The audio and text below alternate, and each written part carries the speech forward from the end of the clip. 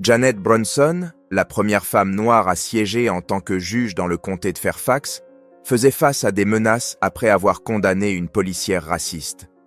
Cependant, lorsque sa maison fut attaquée, elle et sa famille durent fuir, sans comprendre pourquoi cela leur arrivait. En approfondissant les investigations, elle découvrit quelque chose de surprenant. La policière qu'elle avait condamnée n'était pas seulement une agente aux préjugés racistes. Elle était bien pire que cela. Le tribunal du comté de Fairfax était bondé ce matin-là. Des gens de tous les coins du comté étaient venus assister à l'audience, et l'atmosphère était lourde. Au centre de toute cette agitation, la juge Janet Bronson, la première femme noire à occuper ce poste dans le comté, siégeait avec une posture impeccable. Elle savait que ce procès n'était pas une affaire ordinaire. De l'autre côté, Adrienne Langlais, la policière accusée, affichait une sérénité presque insolente. Elle scrutait les alentours avec un air de supériorité, comme si rien ni personne ne pouvait l'atteindre. Assis à l'avant, Andrei Whitaker, le jeune homme noir qu'elle avait interpellé, semblait minuscule dans cette grande salle. Les épaules courbées et les mains nerveuses posées sur la table, il évitait de croiser les regards. Janet prit la parole. « Nous sommes ici pour examiner la conduite de l'officier Adrienne Langlais, lors de l'interpellation de M. Andrei Whitaker. Nous allons analyser les faits qui ont été présentés. » À peine avait-elle fini sa phrase que Langlais émit un petit rire moqueur. Impossible de ne pas l'entendre, et quelques murmures se firent entendre dans l'assemblée.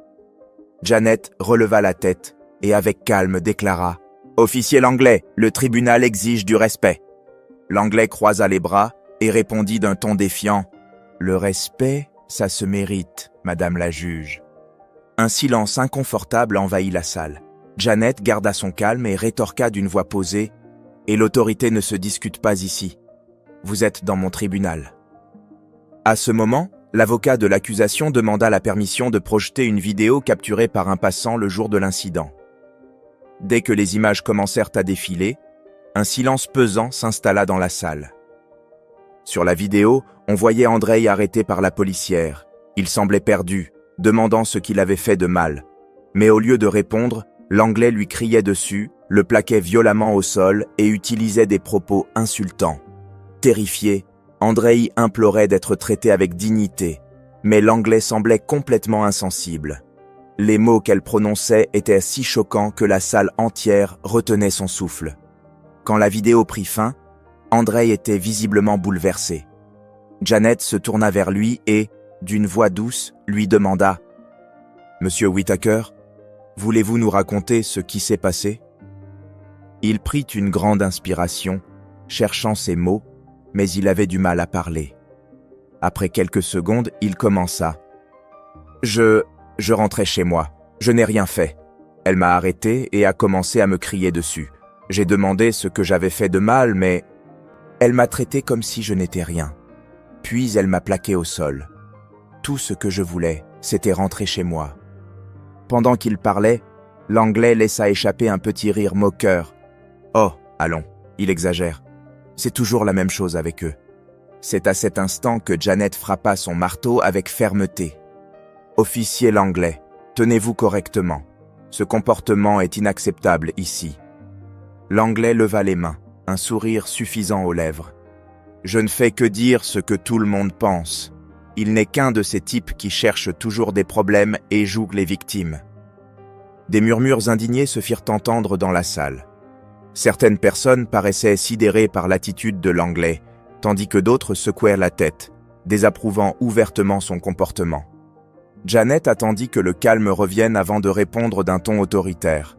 « Officier Langlais, votre conduite aujourd'hui ne fait que renforcer les preuves contre vous. Ce tribunal n'est pas un lieu pour vos opinions personnelles ou vos préjugés. » L'avocat de l'accusation reprit la parole, insistant sur le fait que la vidéo démontrait sans ambiguïté un recours à la force disproportionnée et des insultes à caractère raciste. Pendant son plaidoyer, Janet observait Langlais, qui bougeait nerveusement sur son siège, de plus en plus impatiente. À un moment donné, Janet entendit distinctement Langlais murmurer à voix basse « Cette juge noire veut ma peau. » Quand l'avocat termina, Janet prit une profonde inspiration avant de rendre sa décision. « Officier Adrienne Langlais, ce tribunal vous déclare coupable de mépris et ordonne votre détention immédiate. » Un silence stupéfait envahit la salle. Langlais semblait abasourdi par le verdict. Elle se leva soudainement, renversant sa chaise. « Vous n'avez pas le droit de me faire ça. Je suis policière. J'ai des droits. » Les agents de sécurité du tribunal s'approchèrent pour l'escorter hors de la salle, mais elle continuait à crier. « C'est une mascarade! Vous êtes tous contre moi !» Alors que Langlais était conduite hors de la salle, Janet observait la scène avec un regard impassible. Quand le calme revint enfin, elle se tourna vers Andrei, qui semblait soulagé mais toujours ému. 3 jours plus tard, l'affaire avait pris une ampleur considérable, et il semblait maintenant que toute la ville s'était réunie pour entendre le verdict officiel. Assis au premier rang, Andrei avait les mains entrelacées, serrant nerveusement ses doigts.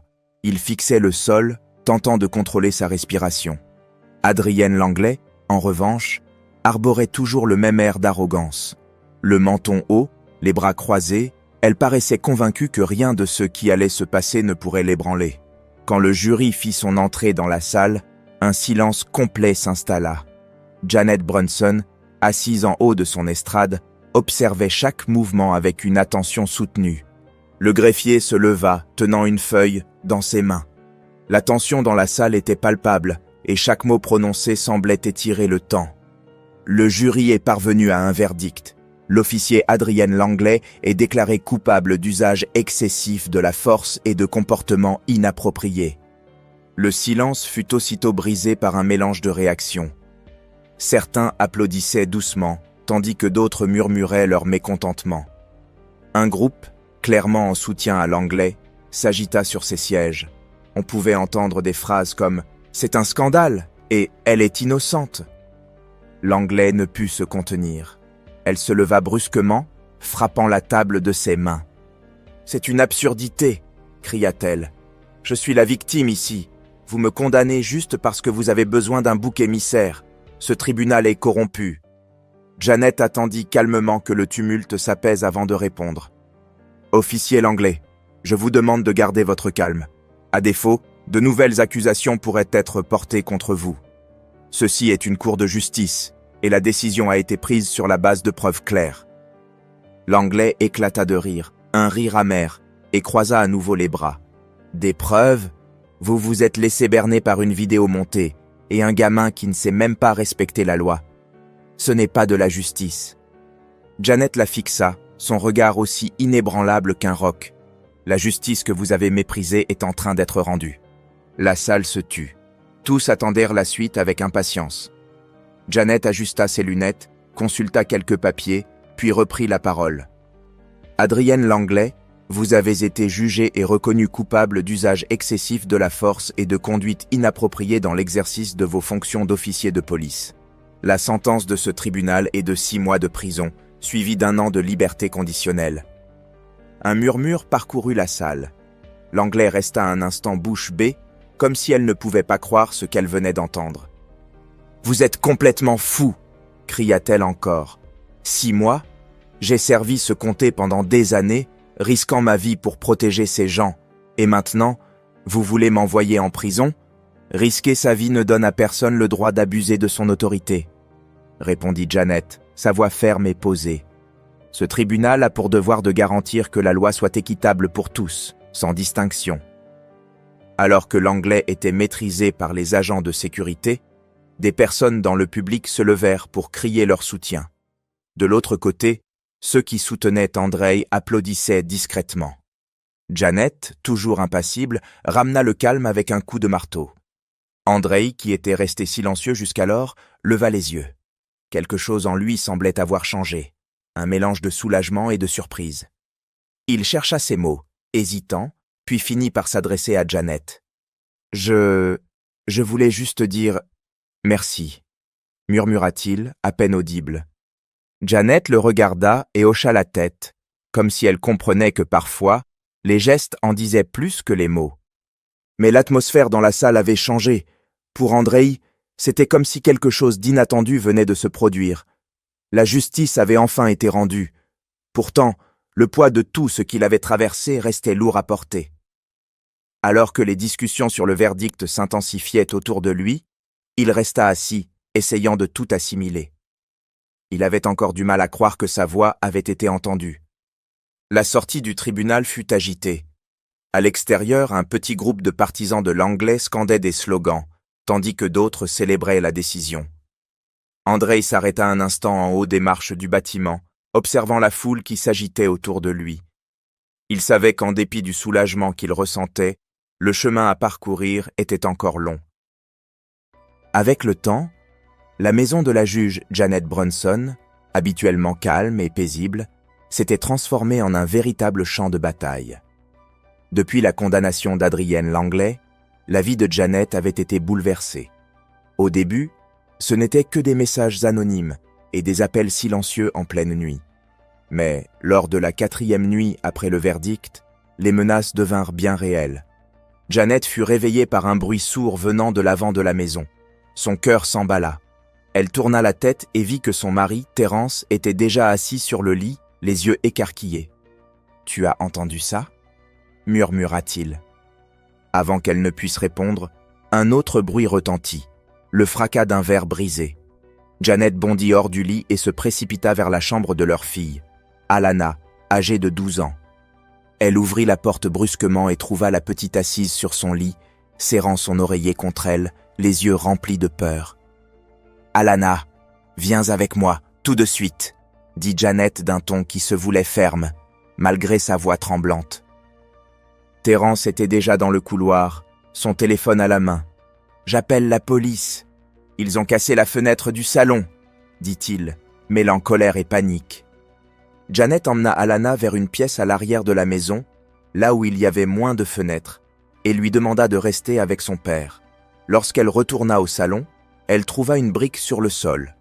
Enroulée autour, un morceau de papier. Elle le déplia avec précaution. Les mots, écrits en rouge, la frappèrent comme un coup de poing. « Arrêtez avant qu'il ne soit trop tard ». La police arriva rapidement, mais il y avait peu à faire. L'officier responsable, un homme trapu et au regard fuyant nommé Collins, semblait plus mal à l'aise qu'inquiet. « Nous allons patrouiller le quartier et renforcer la surveillance, madame la juge. Mais, malheureusement, ce genre de choses est difficile à prévenir. » Difficile à prévenir ? Cette menace est directe, Collins.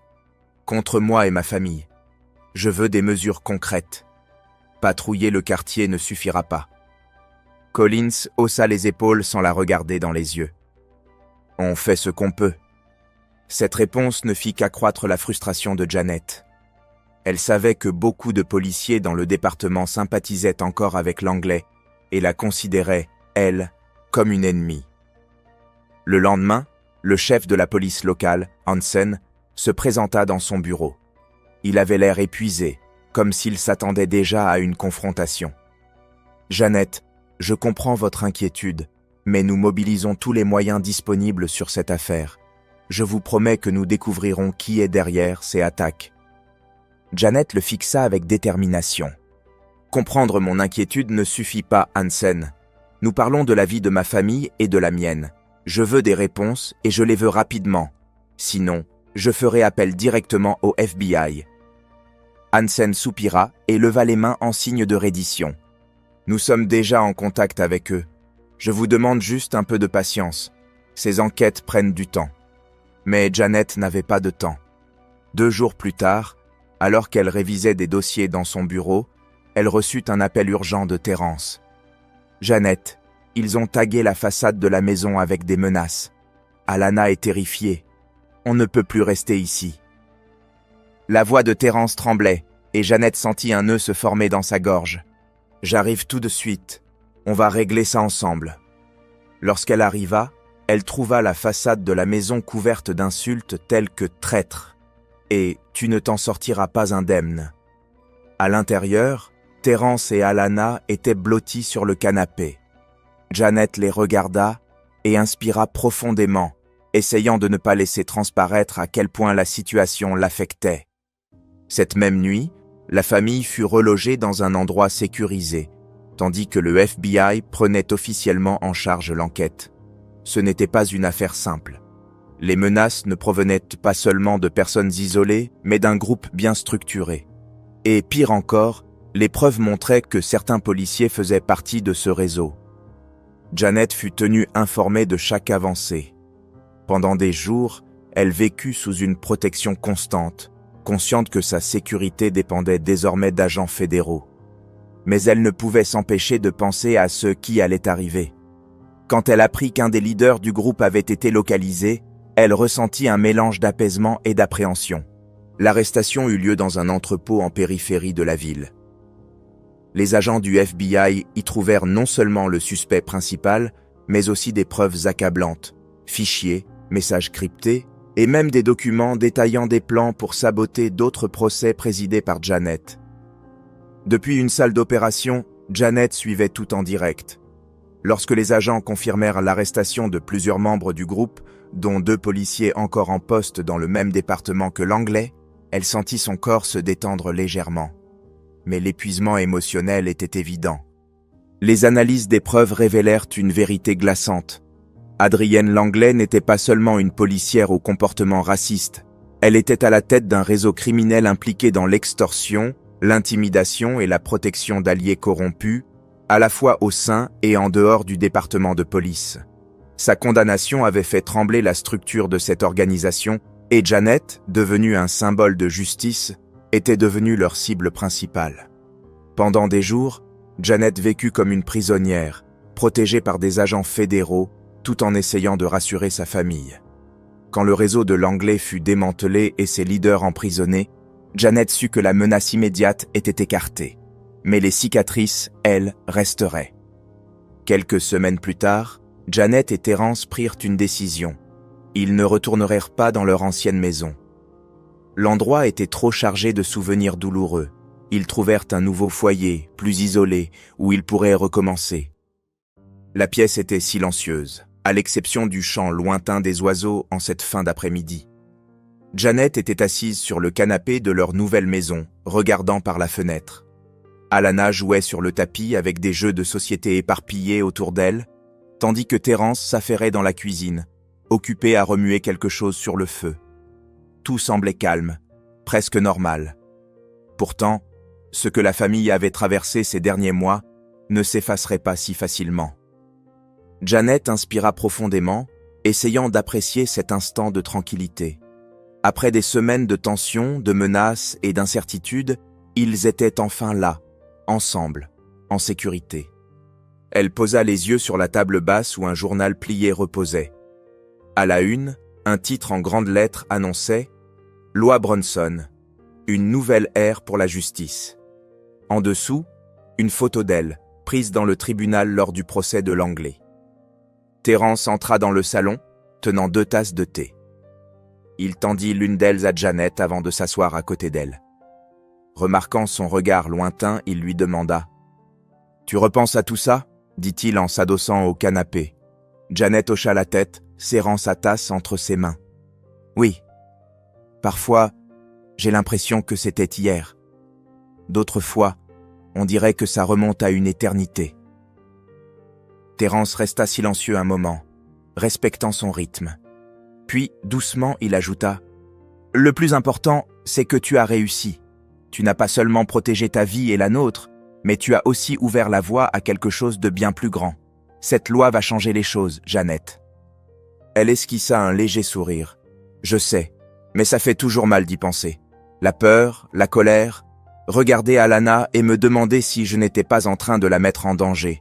Et puis, réaliser combien de personnes étaient prêtes à nous détruire juste parce que j'ai fait mon travail. » Terence posa sa main sur la sienne.